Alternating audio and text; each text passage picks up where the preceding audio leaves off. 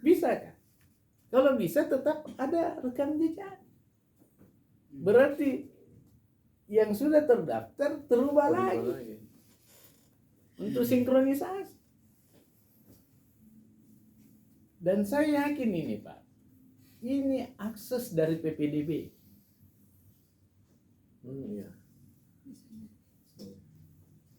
Yang dulu karena disuruh masuk-masuk, ditampung semua, delonya mau dulu daftar, besok di lobi Kemendikbud. Sampai 3 tahun. Sampai 3 tahun.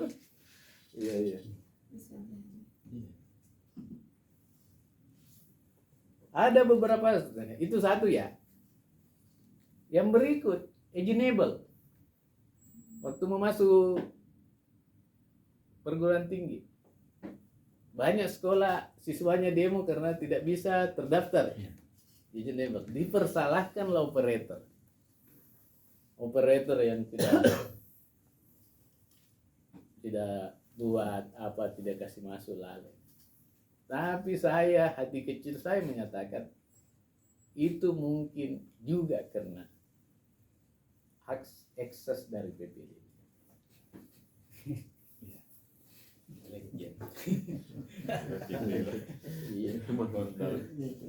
PPDB ini. Karena begini pertanyaannya, sekolah-sekolah bagus kita di Makassar ini, itu semua e-raport Pak.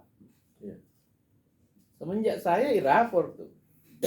Kalau e-raport tidak perlu ada input, otomatis gitu. Paling cek-cek ya.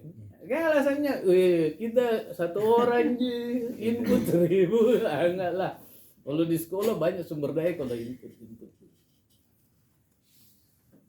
Ini cuma dugaan-dugaan ya, saya tidak. Tapi kalau e-raport Pak, tak singgung-singgung dengan Pusdatin apa Jakarta. Apalagi sekarang tahun ini dengan e-raport itu sudah sampai waktunya untuk ijazah. Sekarang pertanyaan saya yang tidak tahu, belum ada jawabannya, yang tidak terdaftar dapat bikin. Kalau tahun ini berlaku ijazah, ada nggak namanya di ijazah? Karena ada 1 tahun dia tidak tercatat.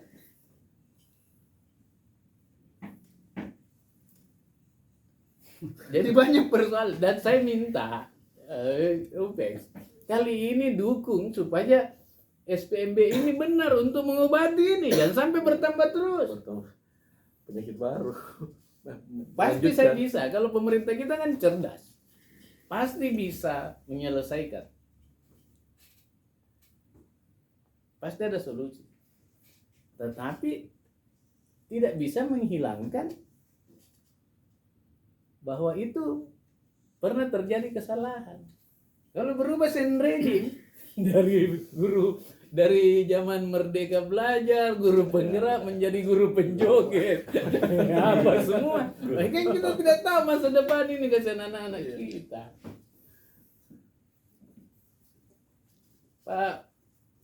Pak Jokowi tidak pernah berpikir bahwa nanti dipersoalkan ini jasa aku. Tidak pernah. Hanya gara-gara stempelnya tidak, di fotonya tidak ada garis stempel. Itu saja 3/4 tidak ada potongan garis ujung stempel. Nanti dipersoalkan oleh pakar IT, apalagi tidak ada di Dapodik itu biar saya tahu. Gitu. Saya sampai sekarang di perjalanan masih sempat akses, masih belum ada jawaban.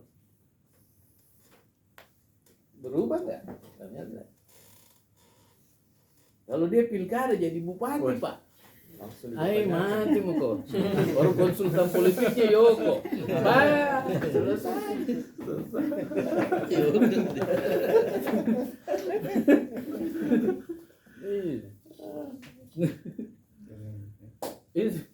Jadi kalau saya Pak jangan salah satunya adalah jalan keluarnya sebenarnya kan daya tampung lebar Ji. Sekolah-sekolah yang dibilang non unggulan itu diperbaiki. kan itu akreditasi A mereka, kasih akreditasi A plus yang lain. Kalau negeri itu kan bisa berubah kalau chatnya diperbarui, langsung daya tariknya orang. Kalau isinya sami mawon gitu.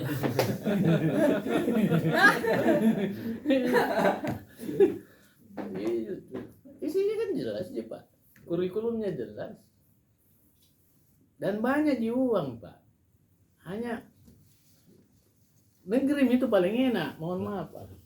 Dia dapat dana bos, dia dapat DAK fisik, non fisik, APBD, hibah. Hanya selalu di SMA yang sudah akreditasi A, itu terus dikasih.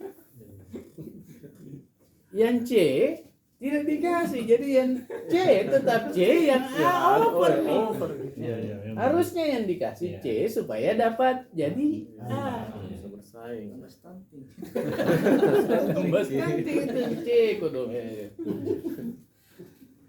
Yang contoh SMA 19 yang selalu banjir tiap tahun. Ya kan? Kalau hujan harusnya kasih lantai 7 nih. Tuh, parkir itu di bawah. Ini SMA yang tidak banjir yang dikasih naik lantai 2. Iya. Kalau hujan langsung liburan. Itu juga RKB Pak. Iya. Harusnya bisa di RKB di sekolah-sekolah yang kurang, yang banyak peminat tapi kurang kelasnya kali. Ini yang saya lihat RKB banyak di tempat yang sekolah yang unggulan. itu mungkin pengamatan saya Pak. Ya, Sebenarnya mari kita amati sama-sama sebenarnya. Baik, teman-teman, silahkan, ini kesempatan yang baik untuk kita berdiskusi. Pak Arif mungkin ada, silakan Pak. Ya, tadi kan dibahas masalah ini polemik PMB ya, Iya. tentang tes potensi akademik. Iya. Nah, ini kan maksudnya tidak ada sosialisasi ke komite atau sekolah, ke para peserta juga. Nah, bagaimana dari Dewan Pendidikan sendiri menyikapi hal ini? Apakah ada langkah yang akan dilakukan untuk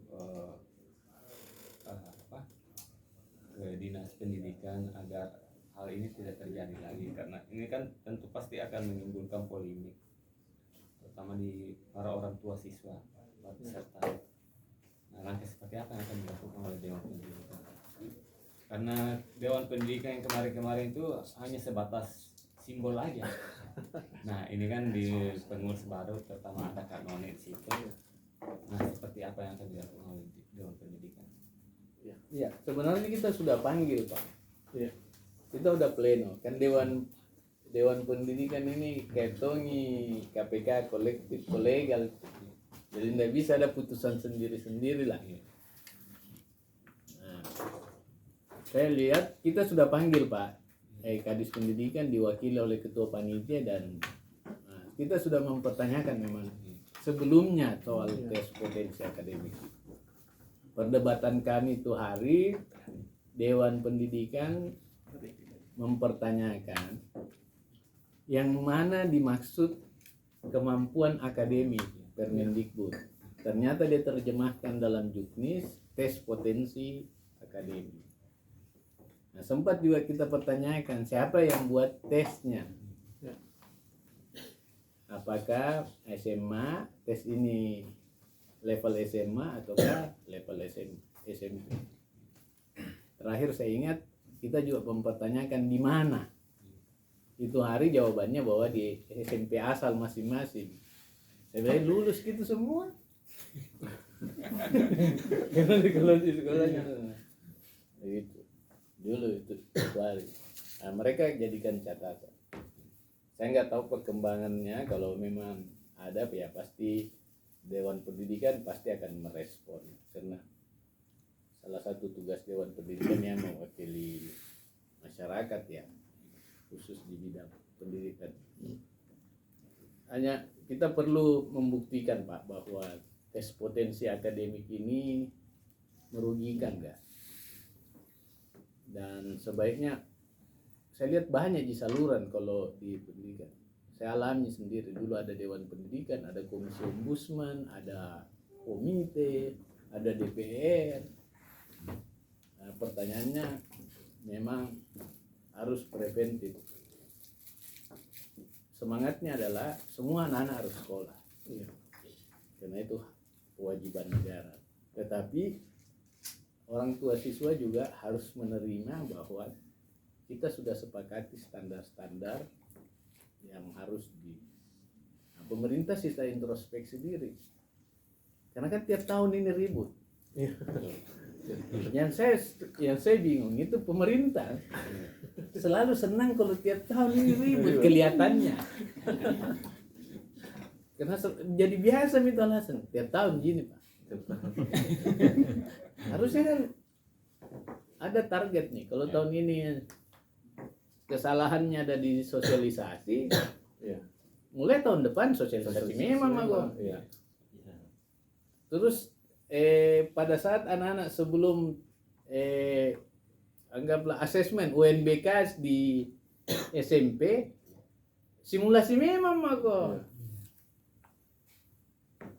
Di SMP sebelum anak-anak, terus datangi memang nih sekolahnya semua, sosialisasi fisik. Jangan memang betul itu. Kaget saya kalau ketua komite saja belum dapat sosialisasi. Nah ini nih target udah. Kalau di Permendikbud Pak, salah satu yang menjadi tujuan sosialisasi itu ketua komite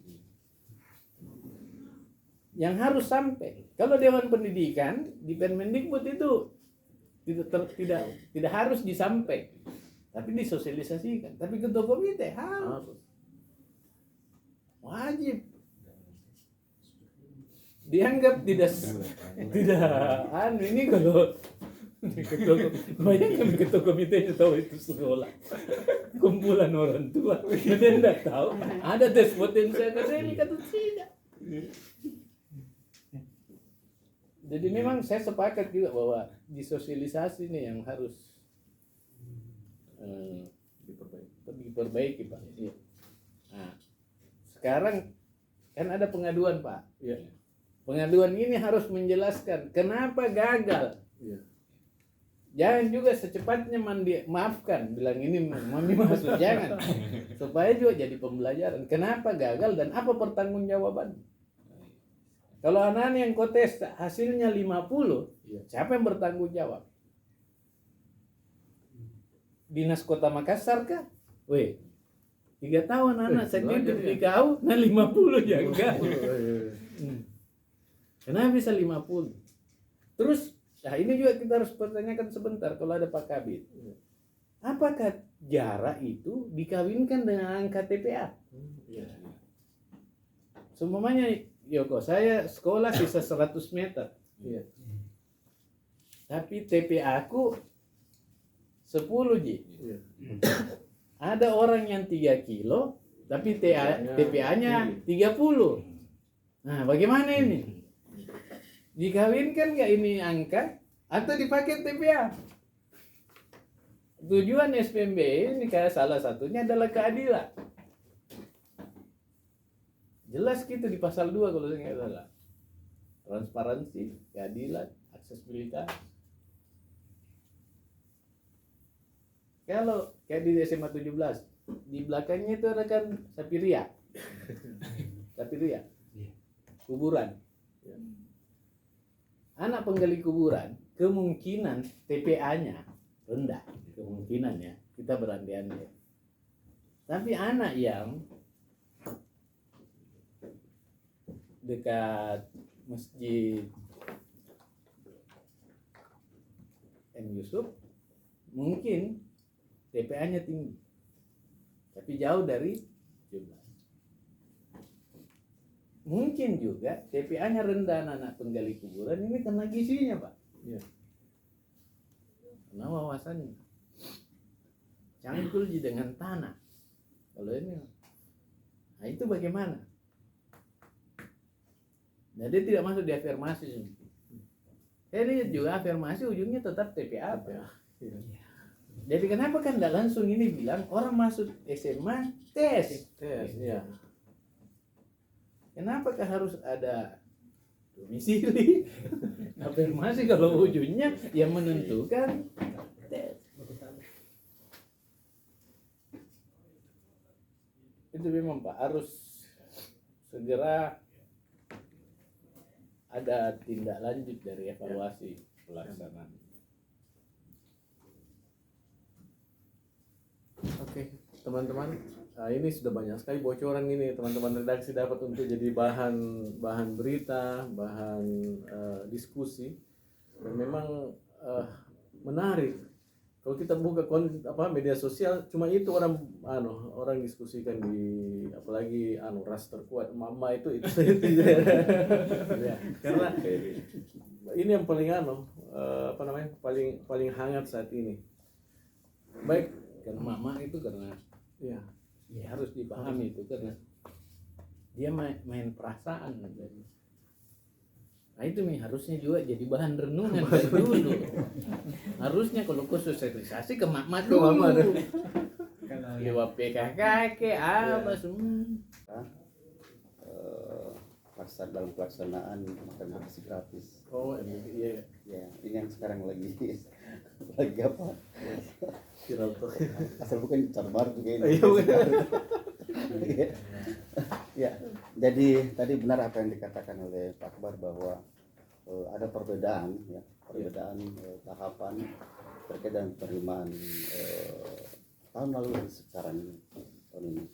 Tahun lalu itu namanya saja PPDB. Iya, betul.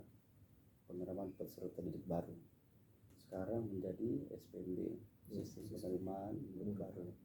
Yang mana dulunya dikatakan peserta didik, sekarang menjadi istilah murid. Kembali lagi tahun sebelumnya.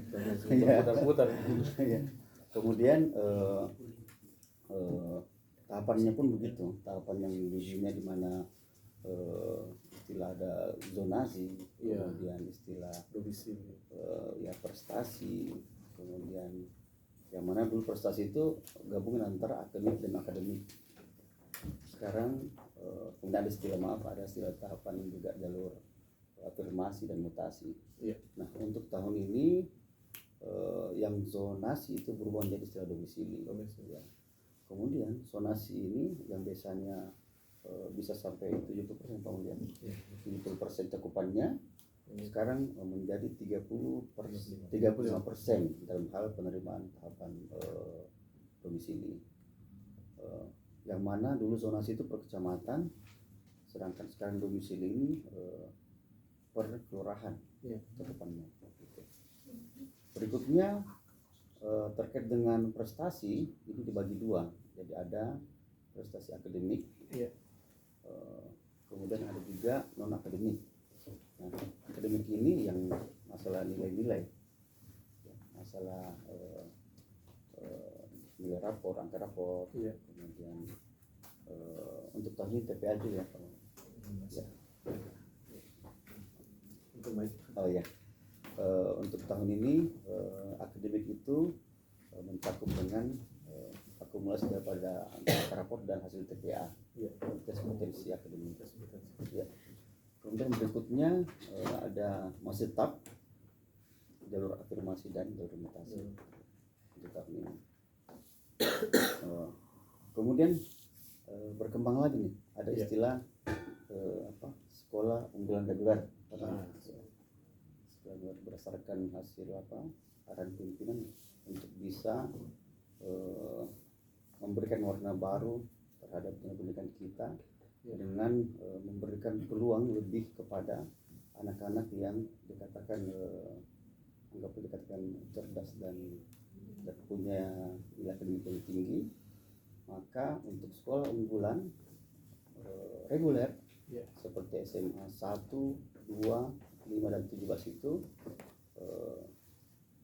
tahapannya atau jalurnya cuma satu melalui sistem prestasi akademik, yang mana hasil tes potensi akademik diakumulasikan dengan nilai rapor semester 1 sampai 5. Di berangkat berhenti sementara. Oh, Ya. siapa? Baik, teman-teman, nah ini yang tadi kita sempat diskusikan Pak terkait unggulan yang tadi yang unggulan ada 5 sekolah yang 4 sekolah. 4 sekolah di Makassar. Nah, itu mungkin ada juga seleksi TPA. Nah, mungkin bisa dijelaskan mungkin itu. Apakah ini TPA berlaku hanya untuk sekolah unggulan atau berlaku semua sekolah? Bisa barangkali Pak Mulut tambahkan terkait dengan TPA supaya di teknis jawabannya barangkali Pak. Oh, siap. Makasih Pak. Bismillahirrahmanirrahim. Assalamualaikum warahmatullahi wabarakatuh. Dan Waalaikumsalam. yang pertama, tes TPA itu adalah tes kompetensi akademik, yang mana sebenarnya di jalur tadi SMA itu ada dua, hanya ada dua jalur SMA itu yang tidak memakai TPA, yaitu jalur afirmasi dan jalur mutasi. Afirmasi dan mutasi ini tidak memakai TPA, jadi ada privilege khusus untuk anak-anak kita kategori tidak mampu dan anak-anak yang harus mengikuti orang tuanya berpindah tugas. Jadi itu tidak memakai TPA. Nah, alasan kami mengadakan TPA pada saat itu kebetulan saya adalah salah satu dari bagian teman tim penyusun Juknis.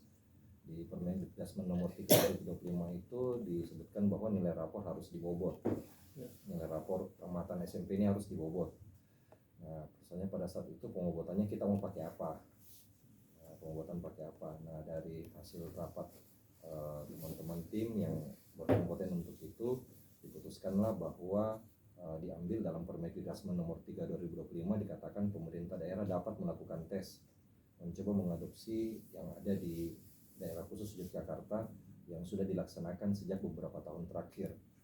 Nah, cuman perbedaannya kalau di Yogyakarta itu nilai tes yang diambil adalah hasil akhir ujian standar berstandar seperti mirip ujian nasional di semester 6 kelas 9. Ya. Nah, sehingga pada saat itu diputuskanlah TPA yang dilaksanakan secara online oleh teman-teman tim aplikasi.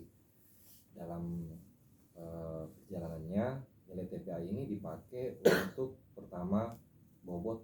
TPA ini adalah sebagai bobot, jadi dia berupa bobot pengali terhadap akumulasi rata nilai rapor semester 1 sampai semester 5. Jadi misalkan ketika anak itu mendapatkan nilai TPA 50, maka itu menjadi bobot rapornya adalah 50%. Jadi nilai akumulasi rata-rata nilai rapor semester 1 sampai semester 5 dijumlahkan dikalikan dengan bobot TPA.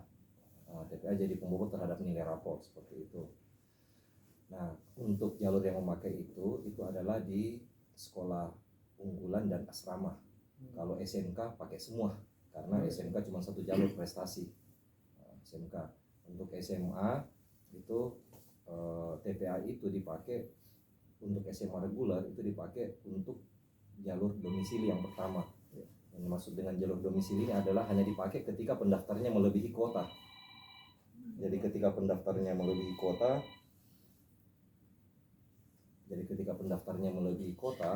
maka urutan skala prioritas itu kalau didasarkan Permendikbudasmen itu adalah kemampuan akademik, Permendikbudasmen nomor 3 2025 baru jarak dan usia. Nah, kemudian diturunkan dalam Juknis Provinsi Sulawesi Selatan itu adalah hasil TPA-nya, baru kemudian jarak dan usia. Jadi bisa saja kemungkinan kalau berbicara possibility, kemungkinan bisa saja ada anak yang masuk dalam domisili itu, rumahnya di samping sekolah, kalau skor TPA-nya rendah bisa saja dia tidak lulus walaupun dia ada dalam jalur domisili seperti itu. Nah, kemudian prestasi itu untuk SMA terbagi atas 4 jalur. Yang pertama itu adalah prestasi terkait pencapaian rapor. Jadi khusus pengalinya adalah nilai bobot TPA tadi dikali dengan nilai rapor. Jadi dia bersaing dengan nilai rapornya dikali dengan bobot TPA-nya. Kemudian yang itu porsinya 20%. Kemudian ada khusus privilege yang kita berikan untuk anak-anak yang prestasi akademik. Misalkan dia juara di bidang teknologi, sains dan ilmu pengetahuan, seperti dia pernah jadi juara olimpiade matematika, juara olimpiade, atau dia ikut kompetisi seperti HKIA Hong Kong International Math seperti itu. Kemudian ada lagi prestasi non akademik. Prestasi non akademik ini adalah untuk anak-anak yang punya prestasi di bidang olahraga, seni dan budaya, dia bersaing di jalur itu hanya memakai sertifikat kejuaraan, tidak memperhitungkan nilai rapor. Ya, itu memakai akumulasi jumlah nilai kejuaraannya, kecuali pada kuota terakhir ketika nilai akumulasi kejuaraannya sama, baru digunakan TPA seperti itu. Kemudian yang berikutnya adalah prestasi keagamaan. Prestasi keagamaan ini khusus adalah anak-anak yang punya prestasi di bidang keagamaan sesuai keyakinannya masing-masing. Misalkan kalau kita Muslim ada MTQ, ada STQ, seperti itu. Kemudian untuk Katolik itu biasanya ada Pesparawi, untuk Hindu juga ada. Nah itu yang punya prestasi keagamaan, dia disediakan jalur khusus itu, dia bersaing di situ. Terakhir ada prestasi kepemimpinan. Prestasi kepemimpinan ini hanya mengakomodir anak-anak kita yang pernah menjadi ketua pada organisasi OSIS dan Pramuka. Jadi hanya dua di Permendikdasmen itu, hanya dua organisasi, yaitu kepanduan istilahnya di Permendikdasmen dan OSIS. Nah itu kita familiarkan dengan di sini yang sering disebutnya, kalau kita di Sulawesi Selatan itu kepanduan itu lebih dikenal anak-anak dengan istilah pramuka. Jadi dia pernah menjadi ketua OSIS atau ketua pramuka. Nah ini murni full menggunakan nilai prestasinya masing-masing, semuanya ada jalurnya. Nah terakhir itu jalur afirmasi ini adalah untuk anak-anak yang memang dia berada dalam taraf kemiskinan yang dibuktikan dia punya kartu PKH atau PIP atau namanya terdaftar dalam program penerima bantuan baik yang diselenggarakan oleh pemerintah daerah masing-masing maupun yang diselenggarakan oleh pemerintah pusat. Jadi kalaupun namanya tidak terdaftar di TSN, tapi kalau namanya terdaftar dalam data dinas sosial kabupaten kota, maka dia berhak mengikuti jalur afirmasi seperti itu. Nah ini tidak menggunakan nilai TPA sama sekali, jadi menggunakan ketika pendaftarnya melebihi kuota, maka menggunakan jarak dan usia. Nah kemudian ada namanya jalur mutasi. Di dalam jalur mutasi ini ada namanya disebut jalur anak guru. Jadi jalur anak guru khusus diberikan privilege untuk anak-anak guru yang kebetulan orang atau anak tenaga kependidikan, baik itu anak tukang sapunya sekolah, selama dia terdaftar sebagai dalam Dapodik, dia adalah pegawai di situ dan anak kandungnya ingin bersekolah di situ, maka diberikan privilege di jalur mutasi. Nah khusus untuk mutasi sendiri itu adalah privilege yang diberikan kepada yang kebetulan anaknya karena orang tuanya pindah tugas misalkan ke Makassar, dia harus terpaksa ikut orang tuanya pindah ke Makassar. Nah dalam beberapa kasus ada beberapa pertanyaan, bagaimana dengan ada orang tua dia sudah dia pindah-pindah tugas tapi kakaknya tidak pernah dipindahkan, kakaknya tetap di Makassar. Selama pindah-pindah tugas itu dia tidak urus kakaknya pindah apa, maka itu tidak masuk kategori karena secara administratif dianggap dia tidak pernah meninggalkan kota Makassar ini. Nah itu pun kami batasi. Mutasi itu hanyalah berlaku untuk yang usia kakaknya tidak lebih dari 1 tahun atau paling lama dia pindah dalam ukuran 1 tahun. Nah ini juga untuk mengantisipasi untuk misalkan teman-teman di TNI Polri yang pergeserannya itu sangat cepat dan dinamis. Jadi kalau misalkan 1 hari menjelang batas pendaftaran kemudian dia harus pindah, ya cukup SK itu dengan surat keterangan pindah domisili. Jadi kalau hanya orang tuanya yang pindah tugas tapi anaknya tidak ikut, ya itu tidak bisa disebut dalam jalur mutasi. Atau juga ketika usia pindahnya sudah lebih dari 1 tahun. Nah kalau kemarin dalam rapat bersama dengan teman-teman dinas Capinduk itu dianggap kelalaian orang tua dalam hal mengurus dokumen kakaknya. Nah, karena sudah 1 tahun lebih tapi tidak pernah mengurus dokumen kakak seperti itu. Jadi itu adalah penjelasan untuk SMA. Kalau untuk SMK itu ada 9 jalur prestasi. Di SMK itu selain tadi ada prestasi domisili. Prestasi domisili adalah mengadu anak-anak dalam radius jarak tertentu di SMK, tapi tetap berdasarkan hasil TPA-nya SMK. Kemudian berikutnya itu ada prestasi afirmasi. Prestasi afirmasi adalah khusus untuk anak-anak yang mendapatkan tadi. Kemudian yang berbeda dengan di SMA itu adalah jalur prestasi mitra dudi. Jadi misalkan UPEX. UPEX ini misalkan bekerja sama dengan salah satu SMK negeri di Makassar. Nah, anak-anak karyawan UPEX itu bisa mengajukan misalkan UPEX bekerja sama anggaplah dengan SMK 4 Makassar, bisa mengajukan anaknya jalur mitra dudi tadi. Kebetulan jalur mitra dudi ini dirancang sejak Pak Nonek masih pada saat itu kepala dinas kami, itu sudah ada dan dipertahankan sampai saat ini. Kemudian yang kedua itu juga memberikan fasilitas, apakah bisa bukan anak karyawan UPEX? Bisa, dengan catatan anak itu direkomendasikan oleh pimpinan perusahaan yang bekerja sama dengan UPEX untuk mendaftar di salah satu SMK seperti itu. Mungkin demikian. Oke, baik teman-teman. Ya, ada yang ingin kita diskusikan? Ya. Silakan Pak Arif. Mungkin untuk Pak Mulya tadi dikatakan bahwa hanya 2 jalur yang tidak menggunakan TPA. Untuk jalur jadi nanti TPA ini digunakan ketika misalnya jalur zonasi, nah, kuotanya sudah terpenuhi baru menggunakan TPA, begitu ya? Enggak, jadi misalkan gini, saya tidak menyebut dulu SMA 125 dan 17 lain itu. Misalkan yang selalu penuh pendaftarnya itu SMA 21 Makassar. Ketika misalkan kuota SMA 21 Makassar jalur domisili itu 60. Kemudian yang mendaftar itu lebih dari 60. Maka urutan perankingan skala prioritas bukan lagi dilihat jarak, tapi diadu kemampuan akademiknya. Ya, dalam hal ini adalah TPA-nya. Jadi di ranking berdasarkan nilai TPA-nya dulu. Nah, kalau dalam kuota terakhir nilai TPA sama, baru dilihat jaraknya, siapa yang paling dekat baru itu yang lulus. Seperti itu. Iya, TPA-nya tetap. Nah, ini Pak, apa sudah disosialisasikan ke misalnya komite sekolah atau orang tua pendaftar, karena dikhawatirkan ketika mereka tidak terima ketika bahwa anak saya dekat kok kenapa tidak lulus. Nah, begitu. Sosialisasi itu Pak, saya secara teknis itu kami sudah lakukan sejak bulan 2.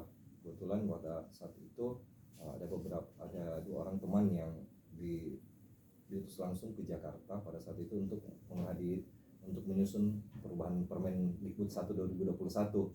Nah, ketika sudah ada tanda-tanda kami belum menunggu perubahan permen itu di tanggal 28 Februari, itu kami sudah sosialisasikan pertama ke kepala sekolah. Kemudian yang kedua selama bulan 3 sampai bulan 4 kemarin itu kami melakukan Zoom pada seluruh SMP, MTS dan paket di 24 kabupaten kota di Sulawesi Selatan. Di kabupaten kota serta dinas pendidikannya. Jadi sebelum kami melakukan sosialisasi ke kabupaten kota, kami dulu sosialisasi ke dinas pendidikan kabupaten kota setempat, termasuk terkait dengan pelaksanaan TPA seperti itu. Kemudian setelah itu karena melihat ada beberapa informasi yang masuk ke kantor bahwa pada saat itu masih kurang informasi yang didapat, nah, khususnya untuk Kota Makassar ini yang secara data di prapendaftaran kami kemarin di aplikasi prapendaftaran itu bahwa jumlah pelamar di SMA ini sudah melebihi jumlah kursi yang disediakan. Jadi kami sarankan pada saat itu ke tingkat pimpinan perlu kita turun langsung dan untuk sosialisasi, dan itu kami lakukan pada 4 sekolah yang berbeda. Nah, kenapa ada prapendaftaran? Nah, ini juga karena sekarang kan anak-anak ini ijazahnya digital dan datanya itu harus sinkron. Nah, yang jadi persoalan yang kasus yang kami takutkan jangan sampai ini anak sudah lulus tapi karena kesalahan SMP sekolah asalnya. Nah, ini ada beberapa kasus kami dapat. Dia sekolahnya di Bone, tapi NSC-nya ada di SMK salah satu di SMK di Makassar, padahal masih SMP. Tapi NSC-nya di SMK. Ini contoh kasus anomali. Nah, sehingga tidak bisa ditarik datanya. Nah, setelah kami cek datanya, ternyata anak ini terdaftar di SMK. Ada juga kasus kemarin, dia anak ini sekolah di Goa, kami tidak usah sebutkan nama sekolahnya, tapi NSC-nya terdaftar di sekolah di Jakarta. Otomatis kan ijazahnya pasti keluar. Nah, kenapa kami perlu sampaikan ke orang tua bahwa dia harus menyelesaikan dulu ketika anggaplah dia sudah dinyatakan lulus, anggaplah di salah satu SMA. Kemudian karena kesalahan data Dapodik ijazahnya tidak terbit, pastikan otomatis sekolah mengeluarkan. Jadi dalam waktu itu secara teknis anggapan kami menyampaikan ke pimpinan lebih bagus ditolak di awal untuk siswa yang bermasalah datanya daripada nanti sudah dinyatakan lulus terus dia tidak bisa terima ijazah. Seperti itu sebenarnya. Berapa jumlah pendaftaran kemarin Pak yang Saya coba langsung.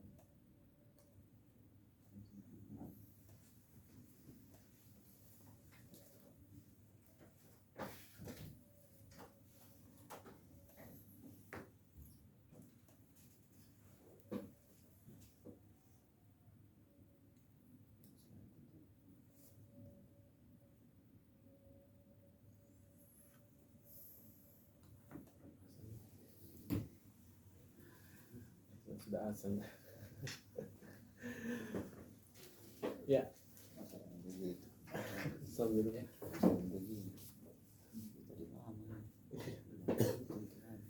ya sambil anu Pak, Untuk seluruh wilayah Pak, atau khusus misalkan Makassar? Makassar berapa? Kalau untuk Makassar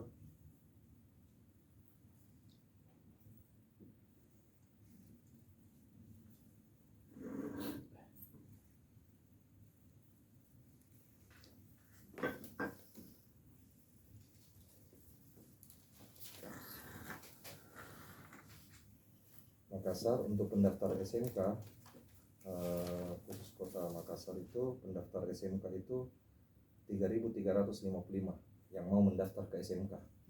Yang mau, kami tersebut yang mau karena kan ini belum memilih sekolah. Nah ini yang biasa ini kami luruskan di masyarakat bahwa apakah kalau tidak ikut pra pendaftaran bisa mendaftar? Jawabannya tetap bisa, seperti itu.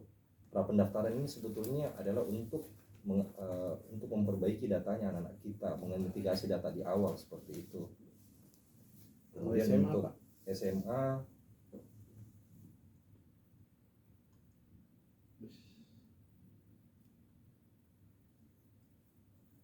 untuk SMA itu 19.559 Kota Makassar. Kota Makassar. 19.559 dan ada 694 siswa dari luar Sulawesi Selatan yang mau bersekolah di Makassar. Untuk anak berkebutuhan khusus dari 19.000 tadi itu ada 112 anak-anak yang berkebutuhan khusus. Kemudian dari 19.000 ini ada yang sudah kami lakukan pemadanan datanya dengan DTKS atau DTSN sekarang disebut, yang anak afirmasi itu ada 4.919.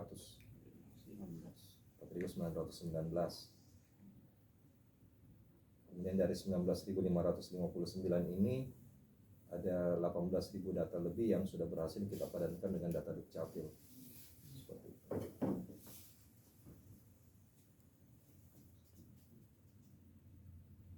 Ya. Baik Pak, terima kasih informasinya. Sebenarnya kami masih ingin diskusi panjang lebih jauh, tapi kita dibatasi oleh waktu. Masih banyak pertanyaan-pertanyaan sebenarnya yang ingin kita gali, tapi sudah azan zuhur dan kita memang diskusinya cukup jadwal 2 jam dari jam 10 sampai jam 2 pun sudah. Tapi kita bisa menyaksikan diskusi kita ini di channel kami di Harian Ujung Pandang Express di YouTube, dan kita tadi live di Instagram dan TikTok. Beritanya juga kita akan ulas di koran Pak, di portal. Saya tidak berani membuat kesimpulan, banyak sekali tadi yang kita bahas, tapi kenapa ya? Tidak terakhir, ada pertanyaan dari Ada pertanyaan. ini pemirsa. Iya. Bagaimana dengan TPA yang error dan soal yang tidak ada jawabannya? Wah ini yang Sekarang lagi ini. Iya, betul. Kemarin saya ditelepon sama teman, dia anaknya tes, katanya menitnya itu tidak sampai 60 menit error, nilainya sekitar 50. Wah, coba besok saya diskusi dan saya sampaikan. Mungkin Pak bisa jawab secara aplikasi juga terkait itu. Yang istilah Yang pertama untuk nilai nol ini berdasarkan data yang kami terima dari teman-teman tim aplikasi, itu memang ada beberapa anak kita memang jawabannya semua nol. Yang pertama jawabannya semua nol. Nah untuk ada beberapa sementara kami mitigasi, karena ini kan yang menjadi jomplang juga karena ini kan aduan tentang ini kan harusnya berjenjang dari sekolah. Kami kan hanya mengamati melalui sistem. Nah, yang jomplangnya itu adalah karena ada beberapa sekolah pelaksanaan itu laporan berita acara pelaksanaan TPA-nya aman dan lancar. Aman dan lancar. Tenang, tertib, tidak ada permasalahan seperti itu. Nah, sementara di grup WA yang kami terima itu ada beberapa aduan. Nah, kalau secara keseluruhan seperti ini. Selama dari tanggal 19 itu sudah hampir 200.000 data peserta TPA, hampir 200.000. Nah, yang bermasalah secara error yang sekarang kami lagi mitigasi itu di angka 300-an. Artinya kalau secara keseluruhan angkanya tidak terlalu signifikan seperti itu. Termasuk juga dengan kemungkinan soal yang salah. Ini sampai saat ini kami lagi menunggu jawaban dari teman-teman tim pembuat soal seperti itu bagaimana. Karena kan kalau misalkan secara kertas mungkin saja tidak ada yang salah, cuman injek aplikasinya mungkin yang secara teknis. Nah, ini kenapa kami belum melakukan penyesuaian dulu terkait itu, karena jangan sampai ada kecurigaan lagi. Kita tahu soalnya, sementara pada saat ini statusnya adalah kami di tim panitia itu sama sekali tidak ada yang tahu soalnya seperti itu ya. Nah, kemudian terkait dengan anak-anak yang memang karena dia permasalahan sistem itu sampai saat ini ada beberapa opsi yang kami ajukan ke pimpinan. Yang pertama itu adalah kita akan memfasilitasi mereka untuk melakukan pengujian ulang, tapi tidak lagi di sekolah pelaksana. Saran kami itu mereka by Zoom seperti yang kami siapkan ini tanggal 23-24 itu 23-24 itu masih ada tes TPA itu untuk anak-anak yang masih berada di luar Sulawesi Selatan. Apakah casis memang dia tinggalnya masih di sekolah kayak tadi dari Cirebon, dari Bandung, yang Makassar ini kan ada 600 lebih. Terus masih ada casis yang berada calon murid yang berada di Malaysia, itu kami fasilitasi by Zoom karena mereka mau daftar SMK sementara kan tanggal SMK tanggal 26. Tanggal 26. Nah, itu yang pertama. Saran kami sih kalau dari teman-teman tim panitia itu adalah by Zoom. Mungkin dia bisa internet di rumahnya lebih bagus. Tapi pada dasarnya dari 300 yang angka 300 lebih yang berdasarkan laporan yang kami terima dari teman-teman tim aplikasi yang bermasalah ini rata-rata pada device-nya sebenarnya. Jadi sistemnya TPA ini Pak sebetulnya dia begini. Secara saya pakai bahasa agak sederhana dulu yang mungkin bisa dipahami oleh masyarakat awam. Jadi ketika anak ini masuk ke akun prapendaftarannya, dia di situ kan ada kartunya. Makanya dari dulu itu kami selalu sampaikan kartu itu tidak usah dicetak. Kartu tidak usah dicetak. Kenapa? Karena nanti kartunya itu dia pakai klik di tombol di akun untuk ujian. Nah, tapi kan yang terjadi di masyarakat kalau sudah ada yang bilang katanya harus dicetak, padahal kan tidak perlu dicetak kartunya. Nah, kemudian ketika klik mulai ujian, maka dia akan membuka aplikasi TPA. Setelah masuk, nah itu soal TPA ini kalau kemarin penjelasan dari dari tim pembuat soal yang dibentuk itu terbagi dalam 4 kategori, yaitu ada verbal, ada numerik, ada logika, dan ada spasial. Jadi masing-masing 15 nomor seperti itu. Nah, setiap sesi ini, setiap ketika anak ini menyelesaikan satu nomor menjawab, jawabannya ini tidak langsung terkirim ke server TPA, dia tersimpan dulu di device-nya. Nah, ini untuk menjaga kasus login logout itu. Nah, kemudian yang kedua, kebanyakan yang terjadi nilai error, nilai 0 itu ada beberapa yang kami sudah dapatkan memang dia bukan karena dapat 0, tapi karena jawabannya tidak terkirim. Nah, ternyata setelah dia selesai ujian ada beberapa kasus yang membuat nilainya tetap 0. Yang pertama, setelah ujian dia tidak logout dari aplikasi TPA dan aplikasi akun prapendaftarannya. Fungsi logout itu adalah untuk memastikan bahwa saya sudah kirim datanya seperti itu selesai. Yang kedua, ada beberapa juga kasusnya ternyata anak kita begitu selesai tes TPA, nah matikan datanya, internetnya, jaringan datanya, sehingga nilainya itu tidak terkirim keseluruhan full, dan itu dianggap gagal ujian atau dianggap sistem membacanya bahwa dianggap berbuat curang seperti itu, sehingga nilainya dinolkan karena dianggap berbuat curang seperti itu. Nah, jadi itu 2 kasus yang paling banyak yang tadi dari teman tim aplikasi menjawab, dan itu akan diberikan fasilitasi, tidak memberikan cuman kami tunda dulu. Ini kenapa memberikan dulu relaksasi terhadap psikologisnya. Iya, psikologisnya anak kita, karena ini kan misalkan ada seorang anak kita sudah dapat kasusnya, dia sudah 2 kali penundaan, terus yang lagi, terus tiba-tiba kita paksa lagi tes, itu kan pasti berpengaruh terhadap psikologis anak. Jadi kita biarkan reda dulu. Ketika dia sudah siap secara psikologis, orang tuanya langsung awasi di rumahnya, kita lakukan seperti itu. Mungkin seperti itu. Baik Pak, mungkin sudah lebih dari 2 jam kita diskusi. Tapi kita tetap bisa berkomentar di kita punya channel. Yang ingin bertanya silakan bisa interaktif. Dan diskusi kita ini kita akan ulas di Harian Bipana Express di portal kita dan di media sosial.